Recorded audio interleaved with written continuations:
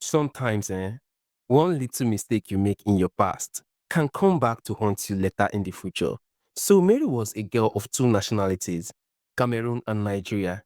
She was born and raised in Cameroon and spent 19 years of her life over there before coming down to Nigeria for the first time. She went to stay with her aunt in the eastern part of the country. Months later, she met Ekene, her first love. Ekene was a businessman in Onitsha and he was 10 years older than her, but she didn't care. She loved him so much. They dated for 4 years, and within that period, she took in and aborted for him 4 times. At the time, she was big on trust.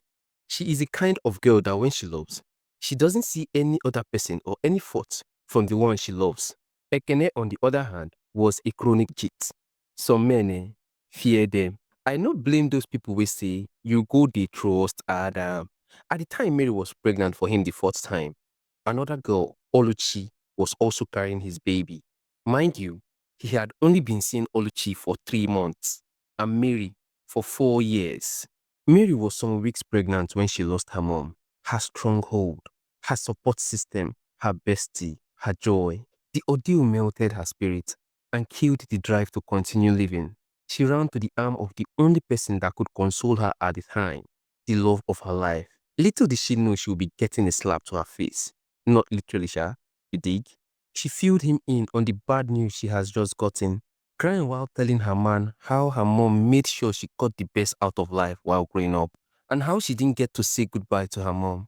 She cried while placing her head on his shoulder. You know what Ekene did next? He capitalized on her sorrow and asked her to abort the pregnancy. Some men have stone for a heart. God have mercy. She paused for a while, wiped the tears off her face, and said, I don't want to abort this pregnancy. We have done enough. Besides, I am the one always facing the pain and going through the trauma, she said.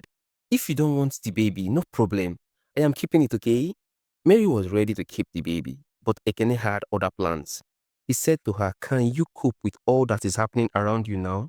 You just lost your mom, and trauma is not good when carrying a baby. He advised her to abort it, that the next one, he will keep it. She did, and a few weeks later, he broke up with her to propose to his new girlfriend. What a wicked world. Mary found out and almost ran mad. First, she got a shocking news of her mom's death. Now, the love of her life is going to be marrying someone else. After her mom's burial, she left the state in search of a job in another state. She got one that cheered her up a little. After some months of working, she registered at a gym to keep her mind occupied, for her job wasn't cutting it anymore. Then she met Ugo, who also works out in the same gym. They exchanged numbers. After a while, started doing programs together. He always called her to check up on her and sometimes get her gifts. This went on for months, which made Mary fell in love with him. Ugo figured she had feelings for him. He made it clear he has a girlfriend, but the love she had for him was way too strong at the time to back down. He already helped her get off her depression, made her a happy person, and she loved him for that. Then her ex Ekene started showing up again, trying to win her over, but at that point, she was already